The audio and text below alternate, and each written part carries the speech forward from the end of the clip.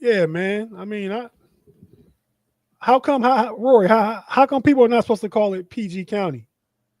It's a sign of disrespect. It's like, it's like, I mean, I'm just saying the old heads I've met from Prince George's.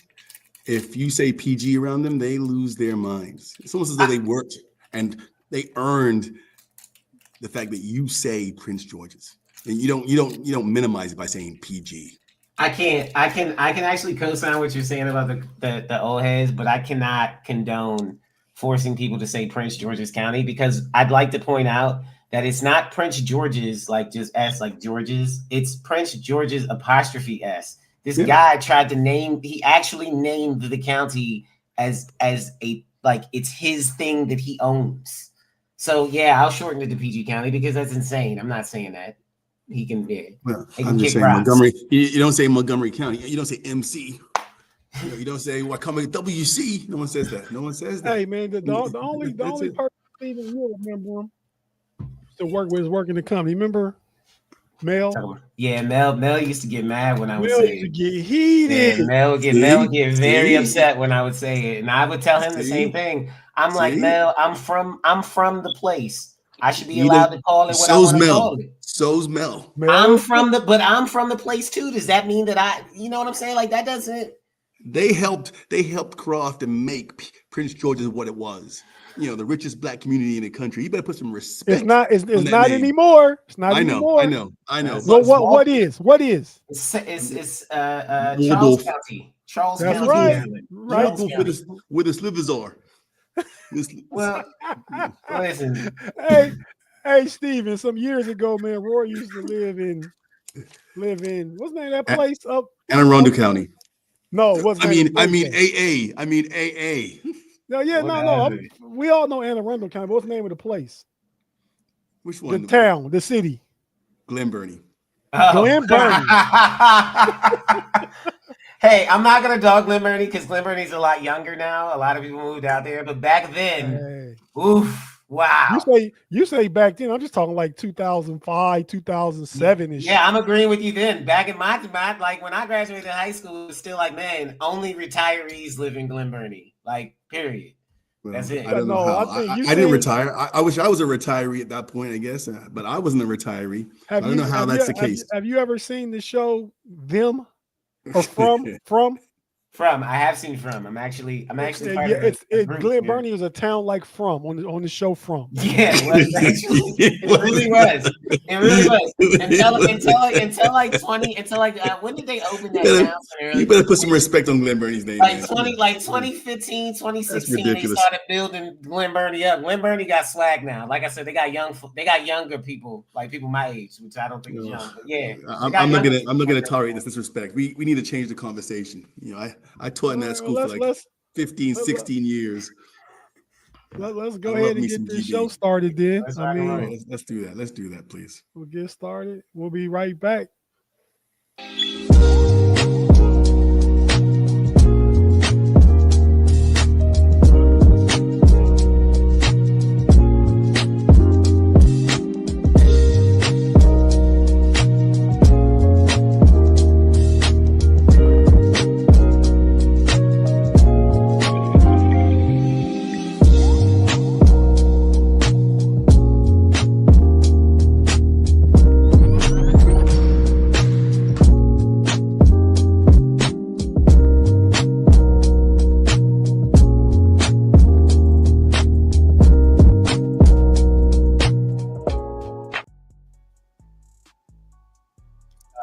Thanks for tapping in. We're back on JAG2G. Just the guy. That's me. And the two geniuses, my boy Steven and Rory in the building. We're here on a Thursday night. Previously, we had been coming at you on a Saturday morning. We've since changed the time slot. That was always the intent. Rory's been busy. He works in education. He's coaching football. Football season over with because I think his team went 1-9 this year. 2 wins. Okay, two and 8. 2 wins. Put some respect on that second win. Put some respect. Shout out to Irving High School in Irving, Texas. Irving, yes. Hey man, You guys The will original home of the Cowboys. You guys will bring it home up. of the Cowboys. You guys will bring it up to 3 next year.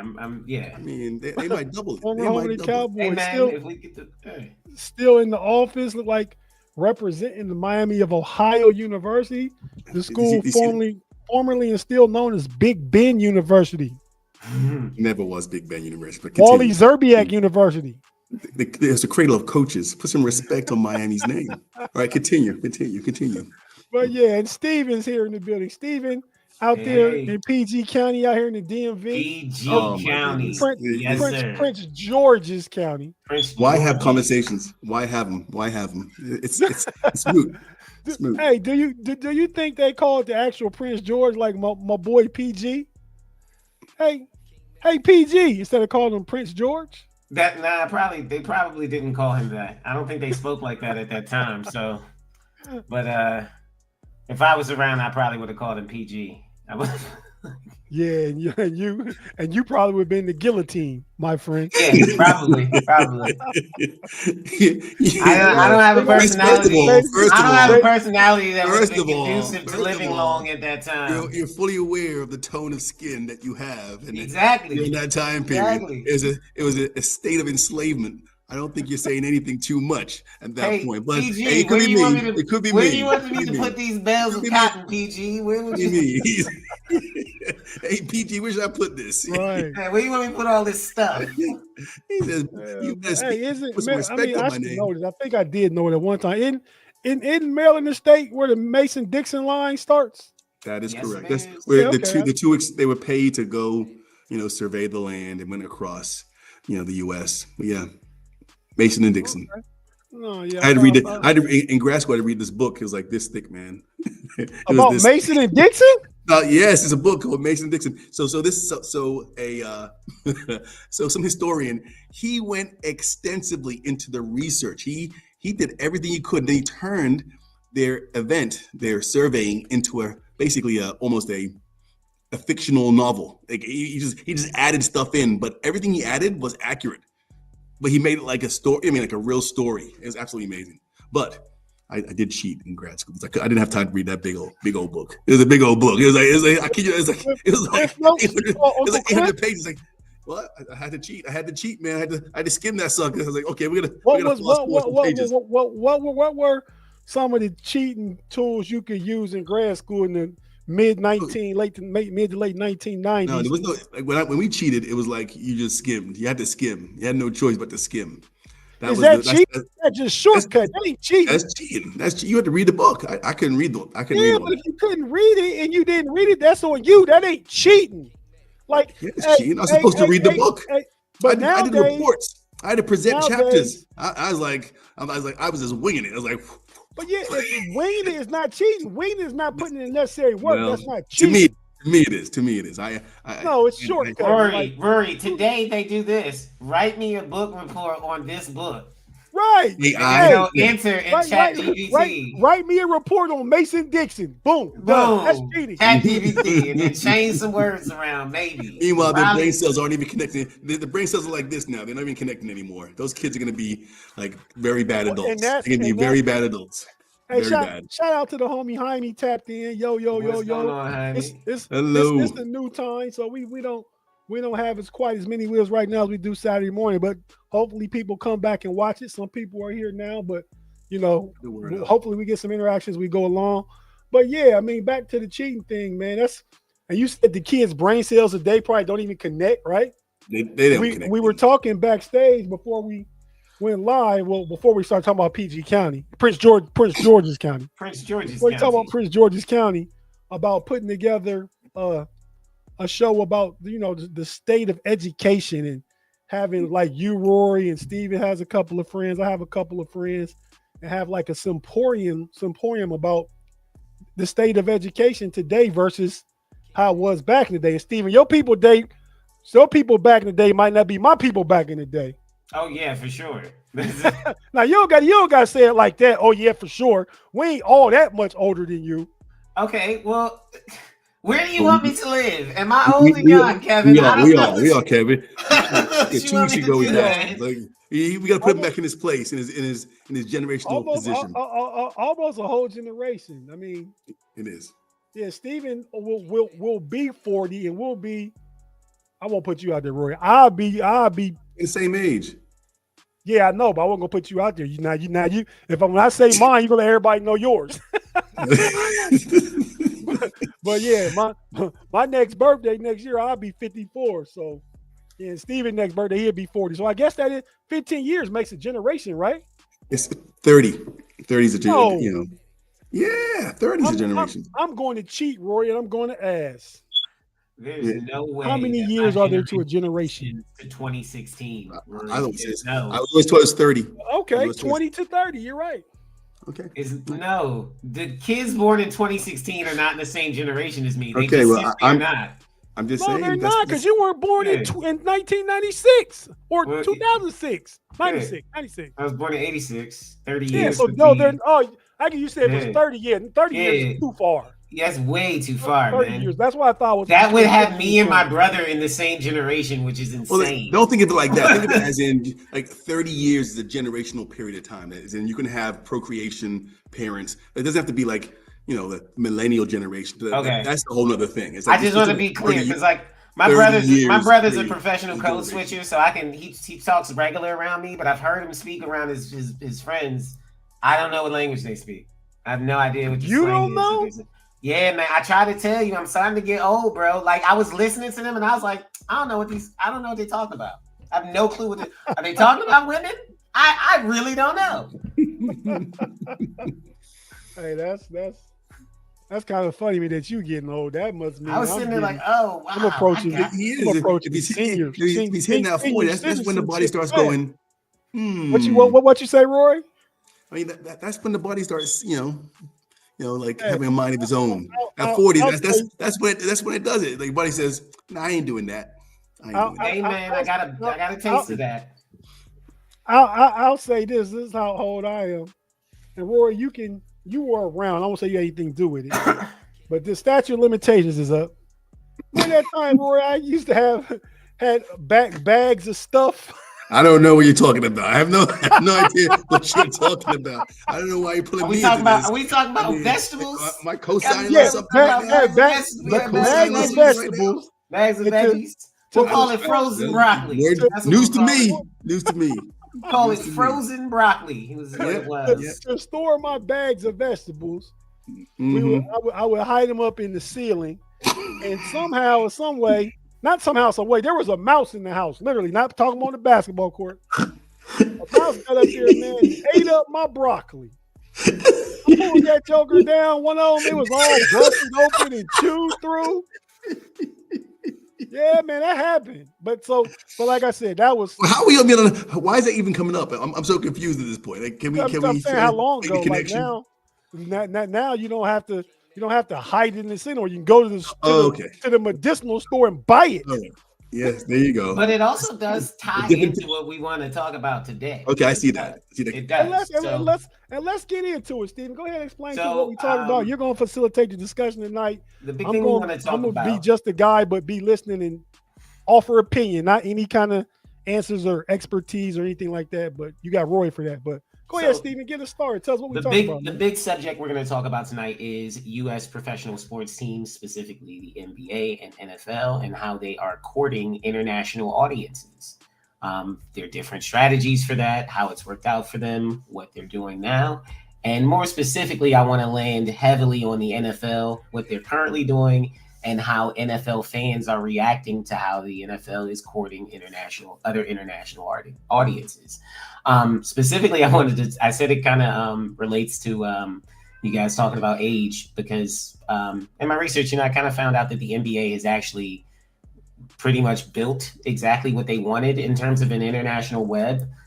There are dozens of leagues that exist in the world. A lot of them are organized by FIBA, which is the International Basketball Organization. Basically, they are like the governing body over the rules and organization of basketball. That's not the NBA. The rules are slightly different from NBA, but it's basically basketball. But outside of FIBA, there are again another dozen or so leagues that actually been helped organized by the NBA themselves. And it feels like the NBA since going back to, the 1992 Summer Olympics when they did their first real international tour of the first modern NBA superstars, that they really succeeded in building an international net. That Kevin mentioned last week that the majority of the top NBA players right now are international players, are not from the US. And that is very true. And that is a result of the NBA helping these leagues establish themselves and funneling their stars to the NBA. And I think the NBA is doing a lot of different stuff recently. More recently, they're playing games in China, right? And China and Japan are the two big places. So they're definitely trying to stretch out. Those two places, specifically China, is kind of controversial, and has been controversial. There was a big scandal with LeBron and some things that he said, and there were reactions from owners. But for the most part, the NBA's stretch out into an international market has not been mired in controversy. It's actually been really smooth, and the fan reaction has been positive. The viewership in the NBA has grown even as the league has become more international.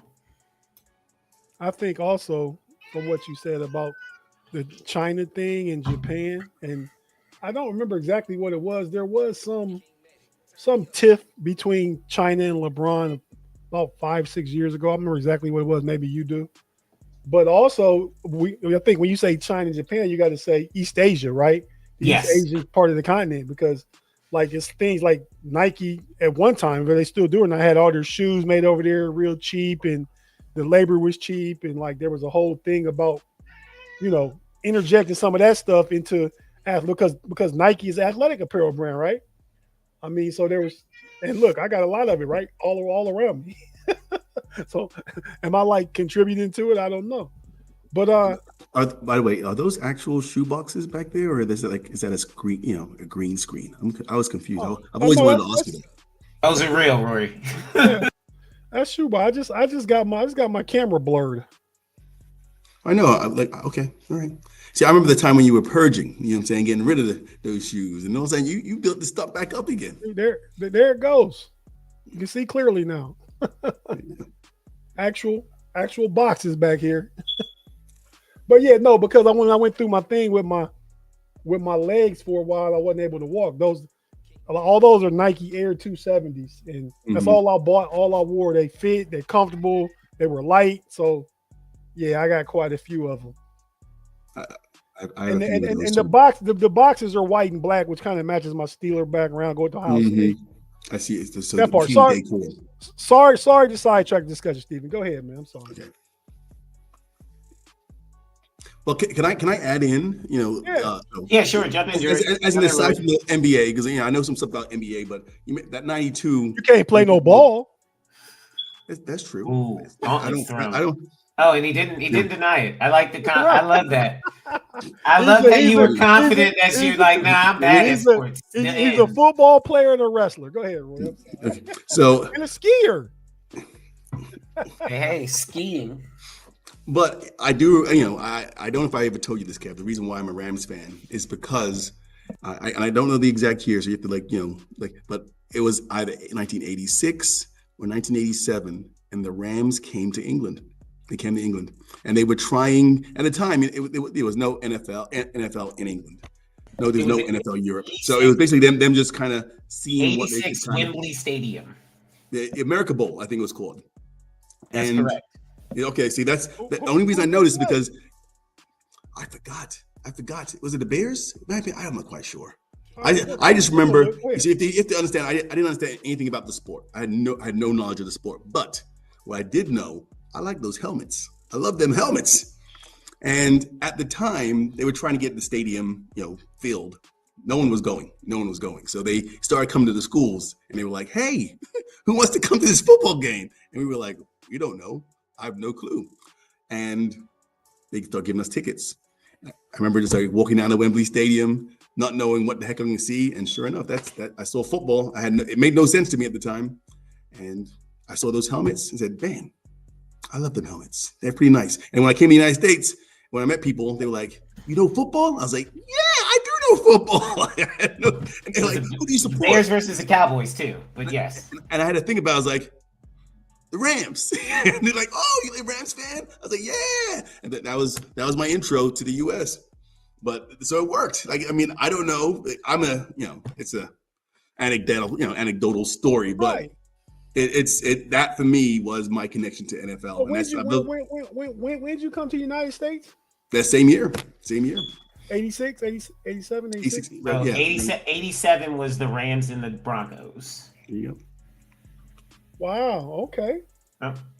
And so you've liked the Rams ever since I've been a fan of the Rams ever since I've known you, and that was when they were good. The Kurt Warner, Marshall Faulk. They're good now. They're good now. They are the best team in the NFL right now. They are. They are very solid right now. Very solid. They got Miami, and they got a Miami as a coach. You know what I'm saying? It just works. Hey, I want to ask you that before we finish the discussion real quick. You got, I know you've lived in New Jersey, Ohio, Texas, Indiana, Maryland.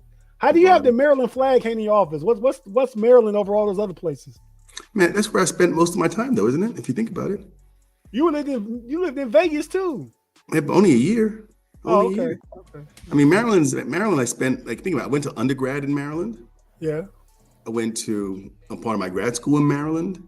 I taught in Maryland for 16 years. I spent majority of my life in Maryland. That's where the love is. Okay. All right, respect. Hey, I asked.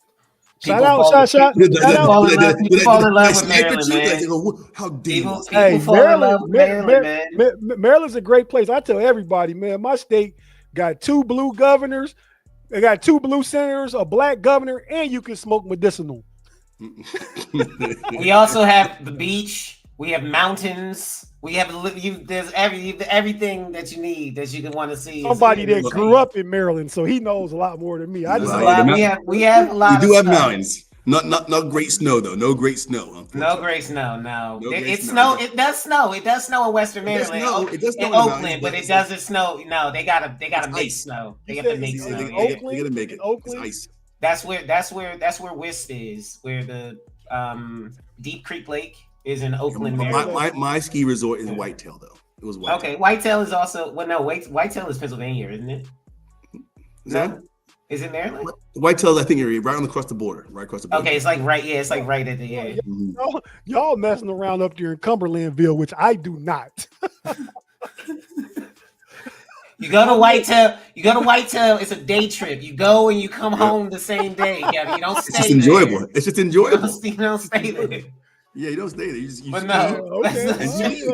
If you just go on a day ski trip, then okay. But if you lodging and stuff, I ain't lodging up. Lodging around there is pretty nice too, though. You don't. I'm saying it's not nice. I'm saying stay there, bro. In Deep Creek is some of the best lodging you're gonna stay. Those houses are amazing.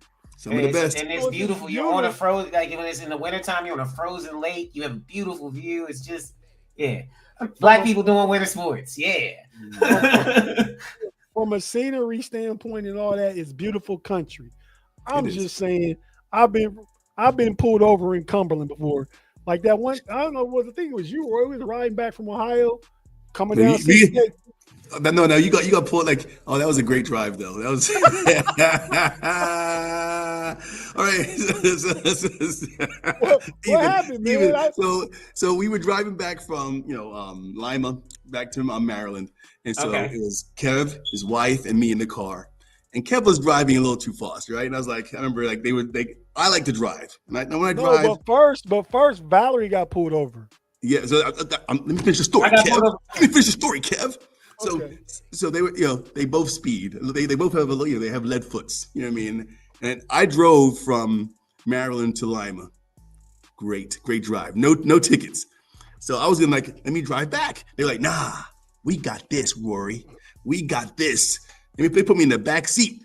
So Valerie's driving, lead foot. I was like, God, I could have sworn I saw some cops here. Shut up, Rory. Okay. Valerie gets pulled over, big old ticket, right? Then Kev said, Valerie's upset, so she's like a little heated. So Kev says, I'll take over, babe. I got this. So Kevin gets in the driver's seat. Kevin's got a lead foot. I kid you. It was like an hour later. Oh my God. They got y'all twice on the same road? Same trip, yeah. No. But see that happened in Ohio. You were 68, right? Ohio. You were 68. No, right? no, that happened in Ohio. That was in Ohio. The time I was Okay. talking about was the time, because 68, I was talking about, Steven. You're coming down, it's real hilly through the mountains. Yeah. I'm speeding down 68. No cars down in the little town, because you can see down in like the valley. You can see it. You can see it. I seen a police car, like, oh, he ain't thinking about me. He way down there in the valley. That joker put his donuts up, jumped in the car like Roscoe Pico Train. Pico Train. Let's go. Yo, I was coming back. I had a friend who did a residency in Johnstown, and I would go to visit her. Me and her cousin went out there. We were coming down 68, and the guy got me. He was behind me for like 5 minutes. My friend ain't say nothing. I was in the zone. I was cruising. He was mad when he got over. He was like, "Yo, you didn't see me?" And I was like, "Nah, man. I was driving fast." And then he didn't think that was funny. He did not think that was funny at all. This is your friend. No, this is me driving, and I got pulled over. And the cop says that to him. And the cop said that because I didn't see him. So did he give you a ticket? Yeah, he gave me a $250 ticket. He was mad. He did not think that the joke was funny. He's like, "You think this is a joke?" And I was like, "Nah, man. I just thought the joke would add levity to the situation." And I was like, "Clearly, I misread it." And he was like, "Yeah, you did." And I was like, "Damn, that reminds me of that time with me and you again, Rory, going to Ohio. It's late night though, right? When I used to drive, didn't mind driving late night. And like my rule of thumb was on empty road, can't nobody pass me. That's my driving rule. Oh my gosh! So Steven, even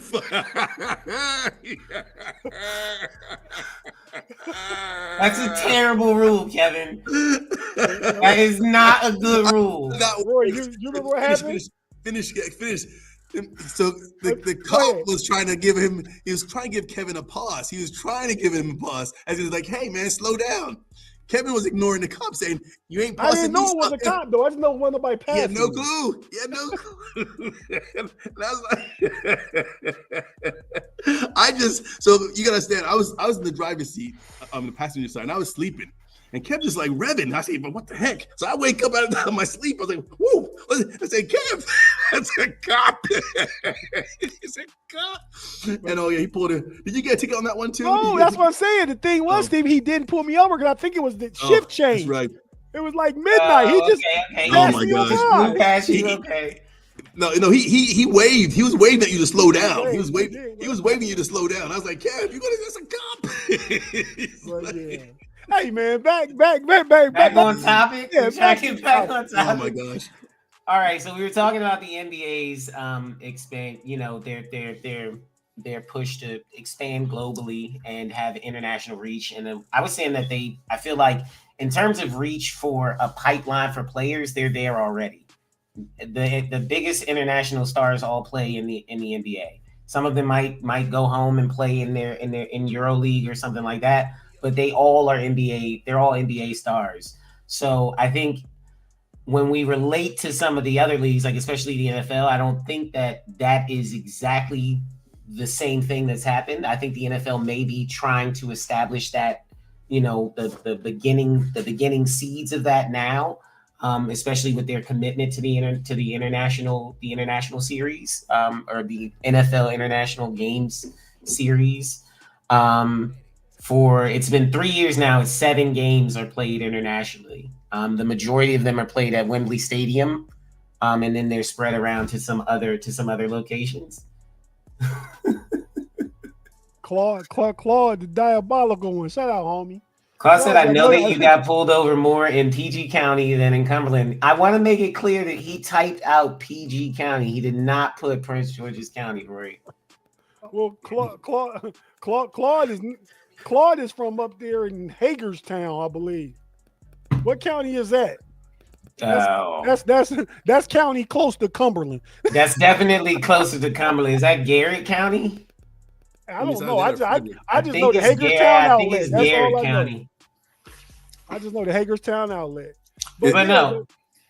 I mean, not to stall out the conversation anymore, but I do want to talk about the NFL, specifically about the NFL's reach in our country. For number one, specifically, if you didn't know this, and this is something that I did not know, Super Bowl 59 this year was the most watched Super Bowl in history. It was watched by in history. It was watched by 133.1 million viewers. It's a huge audience. The Super Bowl halftime show actually eclipsed that. It was watched by 133.5 million viewers, which actually made it the most watched thing ever in the most watched live sporting event in history. It actually surpassed Michael Jackson's halftime show, which was in '94, right? I believe. I think it was Michael Jackson's halftime show was the most watched halftime show until 2025, which was Kendrick Lamar.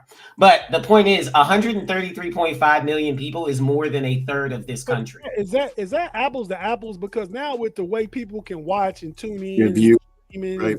I'm not disputing. I'm sure it's accurate, but like I get that I think in the past, I'm sure they weren't counting, streaming on different devices. Well, there was. If you go by the 1994 number, which was Michael Jackson's halftime show, that's just the Nielsen. That's the straight Nielsen right. number. Straight TV. That number is insane when you think about it, because now Mike was in 1993. 93. I'm sorry, 93. Washington County. Okay, Washington County. Okay, cool. But that's more than a third of the population of this country. There's 350 million people in this country, and more than a third of them are watching the Super Bowl now. That means that the reach here is probably at its peak when you talk about people our age. So the NFL needs to grow their audience. They have to go younger, and they have to go outside the country. And speaking specifically in the country, if we're speaking about specific demographics, the one demographic that they can actually grow is Hispanic and Latino viewers who, were not traditionally NFL football viewers, mostly soccer and baseball watchers. And I think that if you look at the things the NFL is doing currently, that is what they're pushing for. They want to establish a big Hispanic audience. And this is another fun thing that I learned. Did you guys know that the most attended, the biggest attended NFL game in history actually wasn't in the U.S.? It actually wasn't Mexico City. Yeah, it was Mexico City. It was an exhibition game. Good one, Roy. That makes sense. Yeah, Mexico City exhibition game between the Oilers and the Cowboys. The Cowboys lost, but again, it was an exhibition game. But that was attended by. What year was that? That was 1994. Okay. Yes. And it was attended by 137,000 people. Wow. That's like that got to be one of the largest sporting events. That has to be ever. one of the largest sporting events ever. Yeah, but that stadium in Mexico City is huge. It's gigantic. It's still up. It's been renovated. But not the Buckeyes nonsense isn't. So I mean, that brings up an interesting point too, that the NFL is shooting to have a game in Mexico City next year. It'll be the first game held there since I believe 2022. But I think last time I think they had one there. Wasn't there a Raider game there? Maybe I think last year the Eagles Green Bay opened up the NFL season to 24 there. I thought you said that was Sao Paulo. Oh, you might be right. That was Sao Paulo. But I think it speaks to what the NFL is looking to do and what they want to accomplish. The NFL is pretty capitalist in their goals and their determination to expand and grow their audience. They want to make more money. They want to ensure that they have a large audience that extends beyond the older audience. You're right, Stephen. We was right. It was Brazil. It's Brazil, yeah. So they want to extend beyond the older audience that they have in the U.S. They want to reach younger viewers, and they feel like they can really grow a young viewership amongst Hispanic viewers. And I think it brings up an interesting point in terms of how the NFL is approaching just the very, very, volatile socio-political climate in this country right now. Because if you're a company trying to grow if you're an American company trying to grow your Hispanic market, some people might have some things to say about that. I think one of the biggest things that the NFL has done to kind of signal what they're aiming for is their Super Bowl halftime show picks. Kendrick Lamar was a really good example of them shooting for a much younger, more demographic, definitely shooting for a black audience, but young, because Kendrick Lamar had the #1 song in the country for most of the year. There have been some, and I get it, right? But there have been some complaints about that since Jay-Z and Rock Nation took over the entertainment and stuff for the Super Bowl. Yes. Some segment of people felt left out and were complaining about all these hip hop acts and all that. But when you talk about the money aspect of it, you're going to drive more viewership by getting entertainers more hip and appealing to young people. You live in Arkansas. You listen to country music. We respect and appreciate you, but we got you already. That's not driving anything, right? Is that what the thought is? And I think that's exactly, you nailed it on the head, is that if you look at this year's Super Bowl halftime viewership numbers, you know exactly how the NFL is going to react. It's the most watched live event ever. And it was Kendrick Lamar, and it was a rap show. It was a rap performance, a live rap performance. Don't leave out my girl Serena Crip walking. Okay, Serena, and also Samuel L. Jackson with the MC honors. That's right. It was a very black halftime show. We'll just say that. But it was the most watched one ever, so we know where they're gonna go. And when they pick Bad Bunny, who is arguably one of the biggest music stars in the world, I think that is like pretty clear, right? He's up there on the #1 in the world charts when he puts out music. I've heard that, but let's see, this is where they losing me. I don't know one Bad Bunny song. Well, and that is because he appeals. Wasn't that Gasolina song his? Like Gasolina? No, no, that's Daddy Yankee. And you just aged yourself. You just aged yourself. But no, Bad Bunny's reach is the world. When we talk about artists, when picking Kendrick Lamar unlocks a really young audience to the NFL, Bad Bunny unlocks the Hispanic market throughout the world, because everybody in the Spanish-speaking country is listening to this guy. He's one of the biggest artists in the world. And the reason you don't hear his music, Kevin, is because he doesn't have any English language songs. So, and that's just not a market that's going to pick up here amongst, Americans. But he is an artist that charts here because, the United States has a pretty large Hispanic population now. And I think the NFL's choice to pick him is an interesting one, because it signals that they don't really care what the reaction to, the negative reaction to their picks are. They want to make money. They want to grow their audience and make money. And that's the discussion that I want to have. Lori, do you have any comments about that? What would you? I think it's interesting. You said I think it's great because you don't know who Bad Bunny is at all. Yeah, I know of him. I just don't know what he was. But I think that that he's been a divisive pick for them, and they've kind of stood their ground. I think the NFL has fumbled the ball when it comes to who they pick for their halftime shows. I think they fumbled the ball regarding, because they like you said, they have to just get viewership. They're not going to get players from other countries. They try this. They try to get people to come in, and people from New Zealand and people from Australia. We got the Welsh kid that came over here to go to the Chiefs. I mean, they're trying, but it's just the sport just isn't an international sport. And not yet. I think I don't think it ever will be. Why the success of the international games then? I think people just like to, they want, people in other countries like American stuff. But exactly. They'll go to the games because they have that, to get the experience. And that's all the NFL wants, because your European athletes may not pick it up, but there's enough American athletes that play that we can put teams over there and people will come feel exactly. NFL I want to tap in. Let me tap in real quick, because I want to give you guys a little tidbit about those international games. Those international games do have really high attendance, like up in the 60 to 70,000 range. I had a friend who was in Madrid the day the Commanders played the Dolphins. He said they were giving out tickets for free. He said they were literally just like giving out tickets for free to attend the games. So I don't know. Yeah, take that, and That happened and once again. I told you that happened to me when I was a kid. That's yeah. how I ended up watching the Rams play in Wembley Stadium because they couldn't sell the seats, and it came down to, hey, here's you want to come, and I went. I just walked down to Wembley Stadium to watch a sport I had no clue about. You know what? And I'm sure that happens everywhere. They have to fill the seats, and they're going to beg And people to when show you up.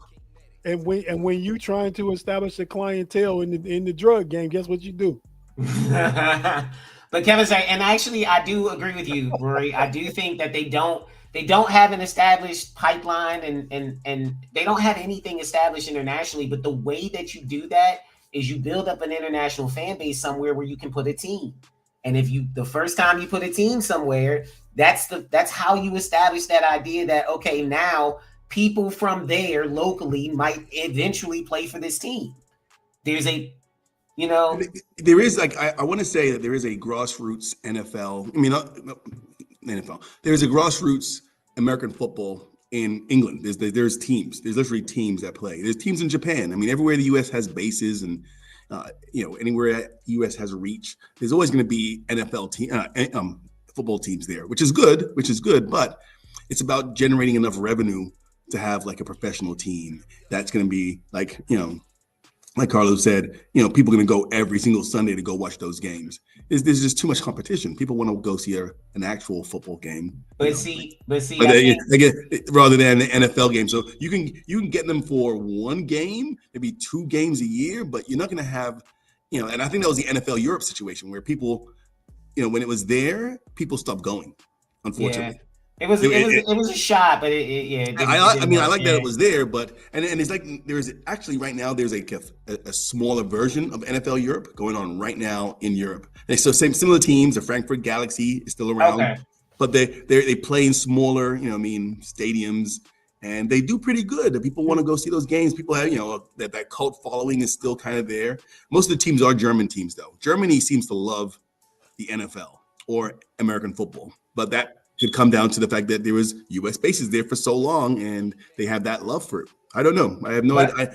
I think that speaks specifically to the NFL's focus on the Hispanic market, though, because, and this is not me glazing them, but this is just a fact, the Cowboys have a huge following in Mexico. They just do. That's actually one of the reasons why the Raiders.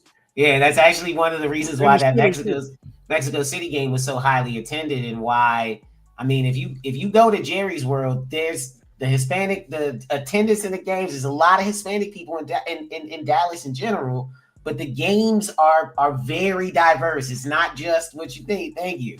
It's not, I think ultimately their aim is to get a team in either London or Mexico City and to start from there. And I think the way that you do that is you have Bad Bunny come and just blow up a halftime show. And if it go ahead. I'm sorry. Well, I don't disagree. I just want to ask when Roy said what he said, piggybacking off what he said. Do you know the first year that the WNBA didn't finish in the red? Did they finish in the black? It was last year, and now they starting to make big money finally. So you just got to take some stick-to-itiveness, right? You got to stick to it. You invest in it, and when it bubbles and booms, it's gonna boom. With the WNBA, I do want to state that I think the public pressure that was put on them did have a positive effect. I think that the money that you see invested in WNBA storylines being built throughout the sports blog sphere and the pundit sphere or whatever, I think that has to do with the NBA actually committing to trying to promote the league. And I think there are stories. Go ahead. No, there's a market for it now because people got to get in the seats. But because they have their great white basketball players. But they have a marketable star. Yeah, they have a marketable star that they've had marketable stars, but they got one that America's going to get behind. Exactly. I mean, they've had Asia for a while now, and she may be the best WNBA player ever. Even before that, you had Candace, Maya Moore. Yeah, I know. No, but I'm just giving credit to the person who is active that is doing it every year in and out on a regular basis. Yeah. You know what I mean? When Kevin says you have marketable stars, when you talk about somebody who could be the best at it ever, they could have marketed her as a female Jordan or a female LeBron, and they chose not to. Why are we saying ever? Like, I'm just, she's that good. Are we arguing that? Are we really arguing that? She's that good, but the woman basketball GOAT is Cheryl Miller. Okay, agreed. But I'm just saying she's in the she's up there and she's going to be in the conversation. No one's disputing that. We just frivolously words that might not stick. I'm not. I'm just giving credit. I'm bouncing off what Kevin said. What Kevin said was they've had marketable stars, and I'm saying that Asia is a marketable star. When you're that good, you're marketable. Asia's the best player, but is she as marketed as another person? No, she is not as marketable as. I wonder why. I'm gonna let that go. I'm gonna let it slide. Call it a day. You know what I mean? Like, multiple year MVP, but hey. I don't see her in those Allstate commercials. Four time. Yeah, I don't see her in those Allstate commercials. She got the commercial with Steph Curry and Kevin Hart. The Capital One, is it? Does she? Yeah, she got. Oh, okay, good. Yeah. Okay, glad to hear it. She's not hanging out with the State Farm guy shooting from the logo though. But no, I think Kevin brings up a good point with the NBA, and which is the point I'm trying to make with the NFL. The NFL is committed now to growing an audience and trying to put a team somewhere internationally. And to me, the places that make the most sense, Wembley is one. I know they want to put a team in, and they just have a great relationship with London, and they've been playing those Wembley Stadium games since the 80s. They'd love to put a team there, but I think Mexico City makes sense because it's actually not that far away. You know what I mean? It's really not that makes sense. Away. Wembley would there would be no longevity at Wembley. Wembley is the hallowed grounds of the English national team. And if you're going to play there, it's a happenstance kind of thing. Like, okay, it's a one-off. No. If you brought an NFL team to London, they'd have to find somewhere to put a stadium somehow. It's not going to be Wembley. Not where would you? Ground is there space for a stadium? Like, wouldn't? Oh yeah, there's. Okay. We love stadiums. Oh, okay. Y'all do like we do, just tear something down and put something. We build them right around a cityscape. I mean, they'll build them right. I mean, have you been to London before? Have you been to London? I've not been to London before. Okay, no. So I just want you to. They're crowded. I want you to, if you have time one time, I just want you to see how many football stadiums are there. And when I say football, I'm talking about soccer, of course, you call us, but association football stadiums are there in London alone. You will realize that they just plug them in. They find a way to plug them in. That's it. There's lots of them.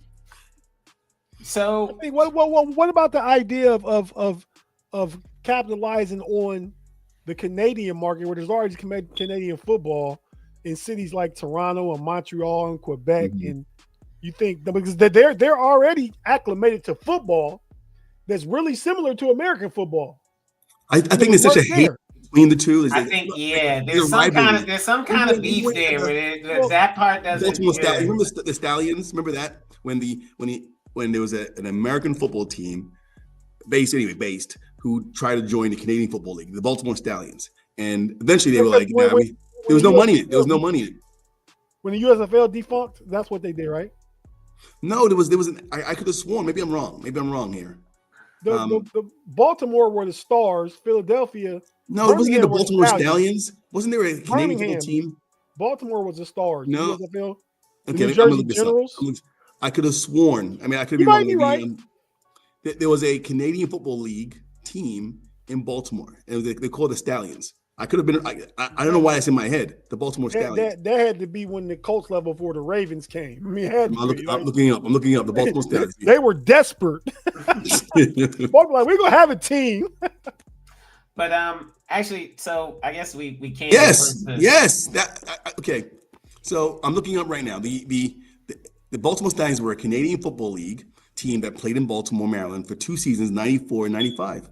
They were the most successful American franchise in the league's expansion, and they became the only U.S. team to win a Grey Cup, which they did in 95 before relocating to Montreal, where they became the Montreal Alouettes. I didn't know anything about that. I did not know that at all. That's fascinating, actually. I guess out there in Prince George, you didn't get that information. Nah, we don't really associate with Baltimore at all. So there you go. There you go. Yeah, the beef between Baltimore and DC. House music versus. It's not really a beef. It's just there's like 100 miles between us. You know what I'm saying? Like there's like so much space. It's not 100 It's not miles. really 100 miles between you. It's like 60 miles. It's like 60. No, it's like 18 really. I mean, it's like, but it's just traffic. Like 35 or 40. And then traffic turns it into a 2-hour trip. So it feels like you're traveling to another state. It really does. That part is true. That is true. There's two ways in. It was like, remember Mad Max Beyond the Thunderdome, like, one man enters, two men win. Like between Baltimore and DC, it's like, there's two ways in. That's it. Two ways out. Yeah, really There's and both ways in and out are packed up with traffic. Packed. 295 is the worst though, because it's just 2 lanes. Yeah. Yeah. On both sides, 4 lanes. Yeah. So I think ultimately the other thing that Rory touched on too is that to establish NFL leagues in other countries and even to like establish amateur or like even high school level leagues, the commitment to football is expensive. Football equipment is expensive. You need to have a field that has posts.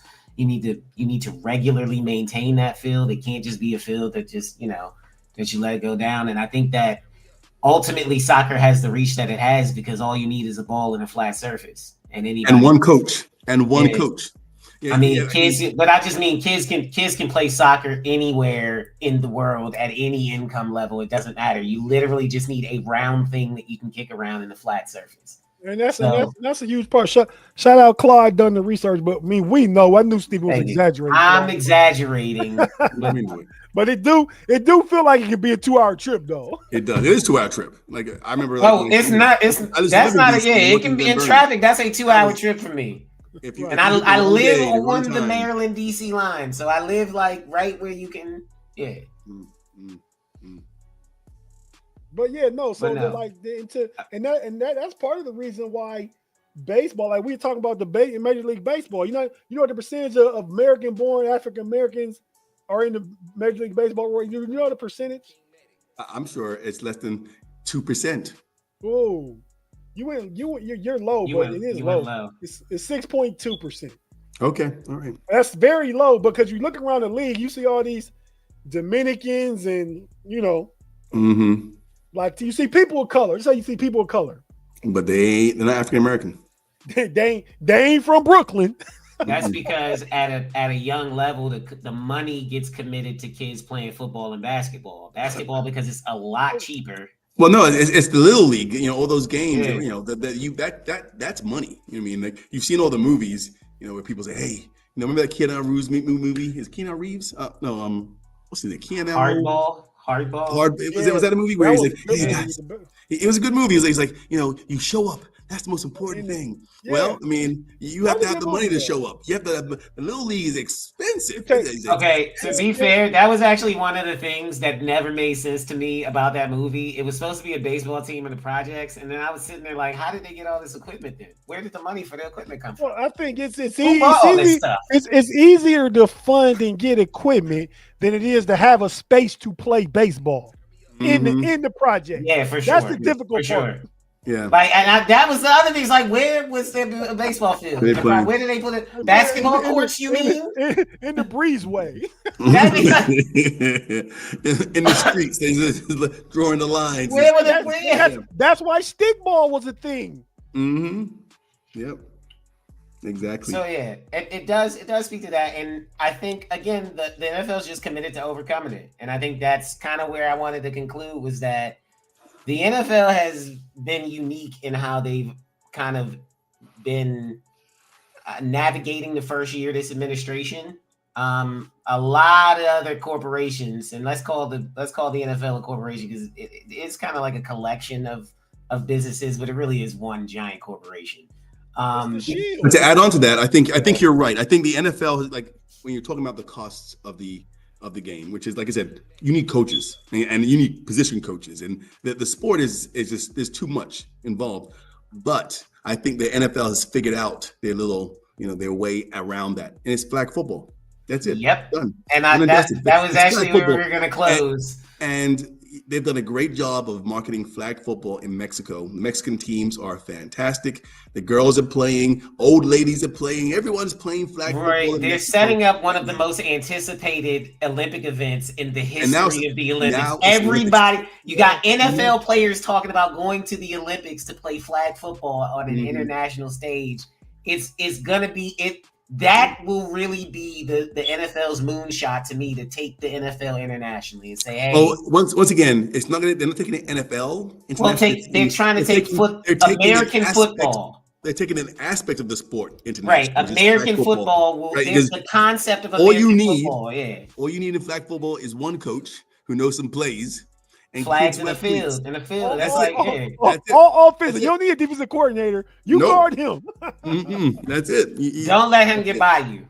There you go. We had coaches on that was pick up football. It was one kid, Steven, check him. You fast enough to check him. Don't let him get by you. Okay, I got you. But it grows the original game too, though. Yeah, I think it grows the viewership. It grows the viewership. I'll give you I would say it grows the viewership. It's not going to grow, it's not going to be all of a sudden the Mexico City is going to be an NFL team. And I mean, from players who are made in Mexico. I don't think that's going to happen. We're probably decades away from that. If something is in demand, you grow the workforce to create that something. Exactly. So if there's enough viewership in Mexico City, they will send the players over to Mexico City to play for Mexico City's team. Yeah, they would. That's what franchises are called, right? That's franchises. Right. I mean, I'm not disputing that. I'm just saying. Hey, Rory, could you imagine a well-established? It's not going to be a team of Mexicans. You know what I'm saying? Right. But Rory, could you imagine some kind of future where there is a well-established high school Mexican football system, and y'all have a rivalry? Texas football has a rivalry with that would be the money you could make off of high school football. Perhaps. I can call it the border series. I can see that. I mean, there's so many there's so many Mexican cities right across the border. I don't see how they don't play football if that's the case. That's what a few other places. But there's the Nogales, Mexico, Nogales, Arizona. I mean, there's so many. I mean, I don't see how this has nothing to do with our camera because we about to close up, Steve. Just saying, but I watched the movie. You seen the movie Marksman with Liam Neeson? So it's a border movie. Oh, is that where he's trying to hide out some family that the little boy, the cartel's after him? Mm-hmm. I kind of seen parts of it. Yeah, it's really good. Okay. Best movie involving any type of anything going on at the border is Sicario. Yeah, I like that. That was good. It's really violent and maybe a little bit really violent. Yeah. But it's a but hey, that was good. Any movie that has a little bit of violence from drug cartel and selling drug, like good stuff, man. Like, I mean, Scarface, good stuff. I mean, I guess I might be a little. Yeah, that's the you have to. Okay, to add that in, the students here, they all have Scarface shirts. Scarface is a. They look up to Scarface. There's 10,000 different Scarface shirts, hoodies, jackets. Okay. They love Scarface. How has that movie transcended? Because I watched it again. It has not aged that great. It's still fun. No. It hasn't aged that great, but I remember being an 18-year-old kid, and Scarface was kind of like a rite of passage. It was like, as a young man, you had to watch Scarface, and how is it still a thing? They love Scarface. Maybe it's just my school. I don't know. I haven't seen other schools, but they love Scarface. I've never seen anything like it. And I say, you like Scarface? They're like, yeah, mister. They don't know my name. They that's another thing. They don't even want to bother. Do they know who Al Pacino is? I've seen them since August. Do they know who Al Pacino is? Do they know who he is? They don't care.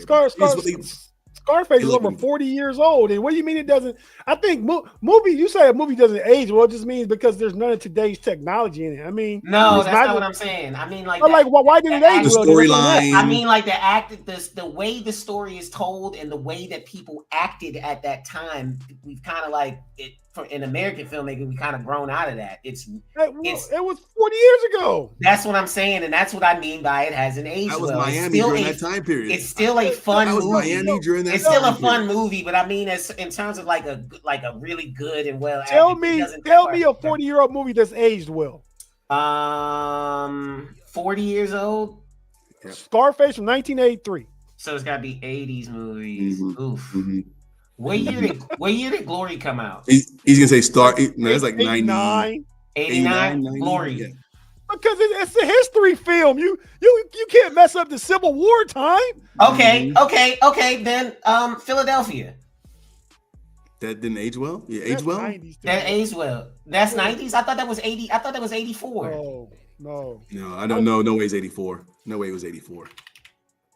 No way it was 84. End of 93. 93. Yeah, you're right. I'm way off on that one. Mm-hmm. Okay, I'm still sticking to Glory. Actually, you know what? No, I'll say this, and this is older. This is older than 40 years. This is older than 40 years. I think Apocalypse. I think both Apocalypse Now. Well, no, that's 80s. Apocalypse Now is that was a period futuristic. Piece, okay, then that's not futuristic. That was a Vietnam movie. But then okay. Full Metal Jacket. Full Metal Jacket is great. Period movies. These are period movies. Yeah, it's not fair. That's not. It is fair. What? You know what? Roots ages well. The original didn't age well. No. I get what you're saying, but at the same time, I'm like, I think the kids love that movie. They love the violence. They love the drugs. They admire him. I'm like, he died alone. No one cared about him. His mama didn't love him. His sister's dead. Yeah, but his best friend's dead. But you watch the movie, right? The style of the movie glamorizes that entire ride. Right, it does. Even the end is glamorized. He dies in a blaze of glory. Yeah, he dies in a blaze of glory. So that's how you want to go out. Well, it wasn't really a blaze of glory. He got got. He got a couple of people and stuff. Did he? Coming through the door, right? Coming through the door. Yeah, and he also died before that. Remember, his face was buried in a mound of booger sugar. So, like. he might not have felt. This is what I'm saying about the movie not aging well. Like, I'm like. Watching it now, I'm like, this should not be a rite of passage. This is not setting a good example. Nobody else. Oh, nobody said it sets a good example. I mean, it's not good. New Jack City didn't set a good example. We can say that didn't age well. No, that's aged extremely well. Nobody's running around wearing high top fades and big old red suits. shoulder pad. Yeah, but Wesley Snipes' performance in that movie is legendary. It was. It's legendary, and it transcends the time. It really does. All right, man. Let's wrap it up, Steven. Right. We're way. As a matter of fact, we got so far off topic. He's dragging us off topic with this stuff. He tells I did. Us. No, you didn't. You didn't. It was bad.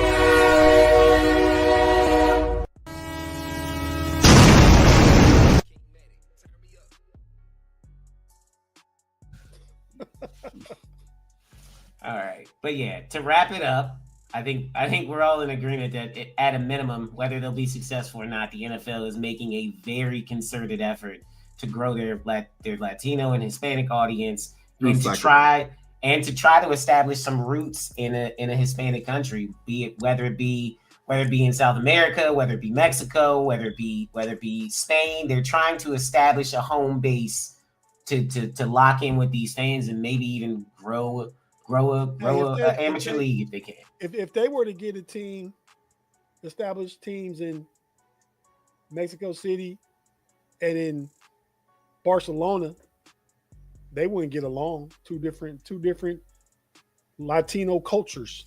But see, that's the type of stuff that the NFL loves. That kind of they can sell that. They can sell a rivalry like that. They'll be, you know what I mean, a game where people be beating each other up and riding at the end of it. Yeah, they'll be like, yeah, put that, and then we got the news. Nice, like, you know what I mean, like.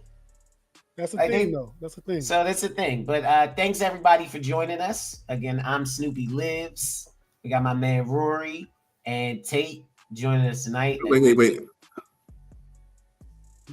I don't get to say anything at the end. I don't get to Oh, say my anything. bad. Go ahead. We You got got our everybody important shots. closing This is- remarks from my man Rory. I apologize. It's my first wow, time. It's oh, my wow, first oh, time. wow. My first time being in charge. Moderator, right? Yeah. So I'm going to say that I do appreciate the NFL's enthusiasm in trying to grow the brand, but I think they're going to fall on their face if they try to push the actual sport itself. And I'll explain why. Right? Think about spring football, the USFL. That people don't want to go to even spring games. Like where I live, there's the Arlington Renegades. I mean, they're begging us to go to those games. They're begging us. They're like, please, Well, Roy, we're gonna throw in some hot dogs. in all fairness to the discussion, we talking about these teams being part of the NFL. Yeah, People pay attention to the football during the NFL season. Spring game is in April. Nobody cares. Who cares, right? That's the point. And that's the point. How do you grow a sport abroad when people don't even care about the sport in the offseason here? By now? putting them in the NFL, by jumping right to the NFL. Okay, well, okay. All right, there you go. Okay. And I guess are those is that your final remarks, Tate? That's my final remark on that. That's your rebuttal. I think their thing's gonna be flag football. They're gonna ride flag football into the ground. They got the Olympics going now. Flag football in the Olympics. They're happy with that. I think they're happy. And they know that's gonna be their moneymaker in the international market. I mean, you might get some money with the NFL teams going abroad, but their moneymaker is gonna be pushing flag football. You have to get Olympics a lot of props on broadening their horizons and what games they play. Like they went to the 3-on-3 basketball, the beach volleyball, like so many different things in the Olympics that are fun to watch in the Summer Olympics. The committee got younger. That's really the only explanation for that because you look. The committee tries to appeal to the younger base. Breakdancing didn't work. How about breakdancing? That did not go well. That didn't go well. But you had breakdancing. You had 3-on-3, which was really fun to watch. You had competitive. They had esports at the Olympics this year. I don't think it was televised, but it was it was streamed and it had viewership. Not huge numbers, not up in the hundreds of thousands, but they had like 20,000 viewers. It'll get there. It was a time when hip hop didn't have a spot in the Grammys, but they gave an award away. I think after the past Olympics, we never gonna see Olympic breakdancing ever again. I think that's done. I think I think Ray Gun took that out. She took it out with her crazy and her moves was too good. The world wasn't ready for that much breakdancing. I mean, she can break dance. She just chose the wrong routine that day. I don't know what she was thinking because I've seen her in the past. Like everyone's a bashing her, but she can actually do a good job. But she didn't do a good choice. Hey, Steven, the diabolical one, Claude, shot you out, man. Snoop is a great co-host with a terrible movie critic. I didn't say the movie was bad, guys. I just said it doesn't hold up against modern movies. That's all I said. Scarface is a masterpiece. I mean, Pickens came in. Shout out Pickens. Again, Snoop's a great co-host, but a terrible movie critic. He said X is the greatest movie ever. X is okay. He's a bit far to go greatest movie ever. I don't even know if it's Spike Lee's greatest movie. It's a great movie though. But yeah, so all right, I just had to put up those comments because I didn't see them while we were talking about stuff. Thank you. All right. Well, with that being said, fellas, until next week, does this Thursday work for us? Oh yeah, Thursday works for me. Roy, you'll be home from work next week, or you don't know? It's just day by day. I'm going to be home next week. Oh, next year. We got to talk about that next Thursday. Maybe if you guys we do an early morning show, it's Thanksgiving Day. Yeah. Right, we'll see what we can do. You will be home, but maybe we can go early in the morning, like 9 o'clock. Yeah, let me know. When's the first NFL game come on?